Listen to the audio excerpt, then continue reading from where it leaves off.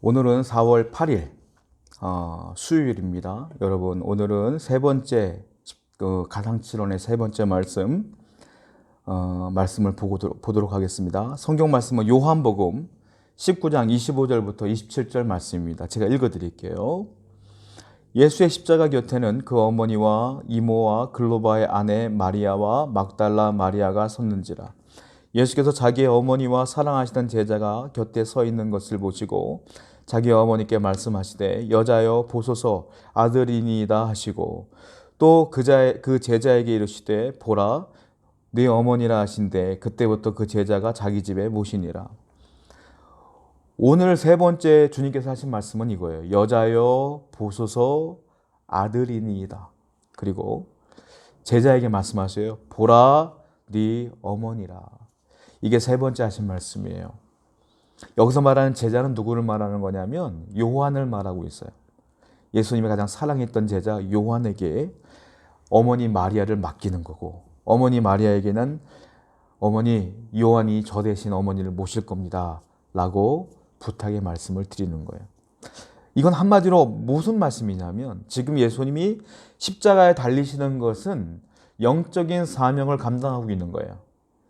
그런데 지금 제자와 어머니에게 하신 이 말씀은 육신적인 사명을 마무리하고 완수의 말씀이에요.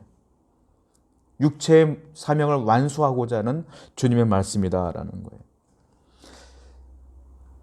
주님의 십자가의 사명을 감당하셨습니다. 그런데 아직도 어머니는 살아계시잖아요. 장남으로서 육신적인 어머니를 놔두고 가기가 괴로운 거예요.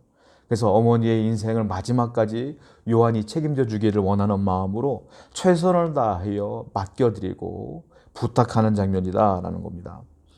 근데 사람들은 그렇게 얘기해요. 카톨릭에서는요, 이 부분을 조금 의심하는 경향이 있어요. 어떻게 해석을 하냐면, 왜 예수님이 동생이 4명이나 있는데, 육신적인 동생이 4명이나 있어요.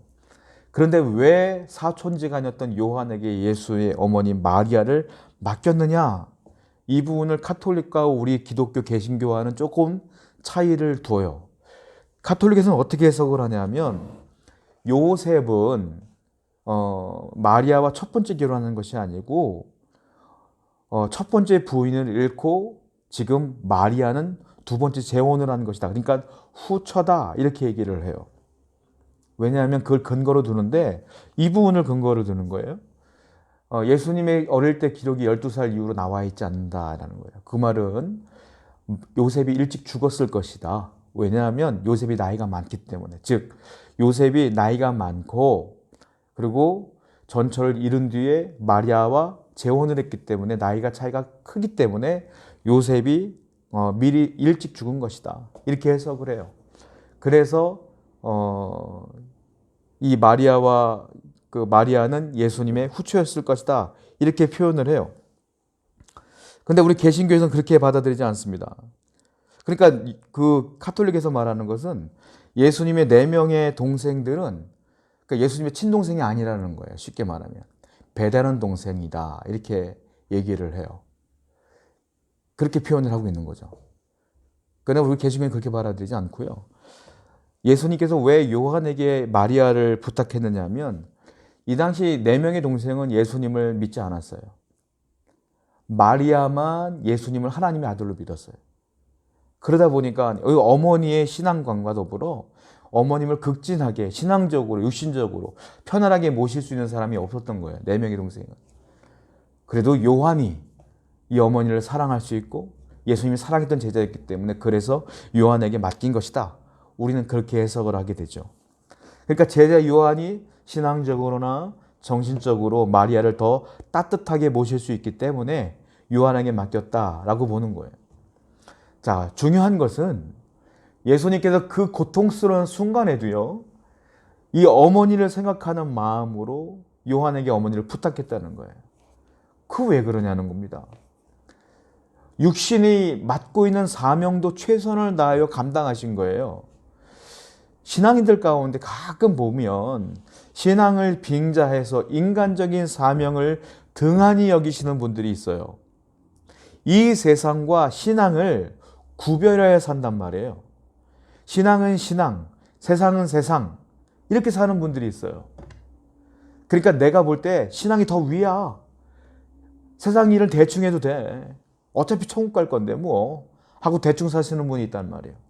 우리 예수님 그러지 않았어요. 예수님은 인간적인 관계의 도리도 최선을 다하셨고 십자가의 사명도 최선을 다했어요. 영적인 것과 육적인 것을 다르게 보지 않았어요. 최선을 다하여 감당하였던 분이 예수님이신데 오늘날 많은 교회, 잘못된 교회들이 이거를 나눠서 얘기를 해요. 세우는 교회 성도님들은 그렇게 하시면 안 돼요. 직장 생활하고 계십니까? 직장 생활에서도 최선을 다하여 내 능력껏, 실력껏 성실하게 사명을 감당하셔야 돼요. 의무를 감당하셔야 돼요. 교회에서도 신앙적으로도 하나님 앞에서도 최선을 다하셔야 돼요. 그것이 오늘의 말씀의 메시지인 거예요. 근데 많은 분들이 이걸 잘 못할 때가 많다는 거예요. 성경에 예수님께서 뭐라고 말씀했습니까? 가이사의 것은 가이사에게, 하나님 것은 하나님에게. 가이사의 것은 떼먹으라 하지 않았어요. 가이사의 것도 드리고 하나님 것도 드려라 그랬어요. 여러분, 그러므로 우리는 맡겨진 사명을 잘 감당해야 됩니다. 이 땅을 보내신 하나님께서는 이유가 있기 때문에 보내셨어요. 육신적인 사명을 잘 감당하시고 성실하게, 성결하게, 거룩하게 살아가시길 바라요. 그리고 영적인 사명도 잘 감당하셔서 주님의 나라를 위하여 헌신하며 살아가시는 여러분 되기를 축원드립니다. 함께 기도하겠습니다. 하나님 아버지 감사합니다. 오늘도 우리 세우는 교회 성도님들 한 분 한 분 붙들어 주시어서 주의 말씀 가운데 거하게 하시며 육신의 사명과 영적인 사명을 잘 감당할 수 있도록 주님께서 인도하여 주시옵소서. 함께 하실 줄로 믿습니다. 예수님의 이름으로 기도드렸사옵나이다. 아멘.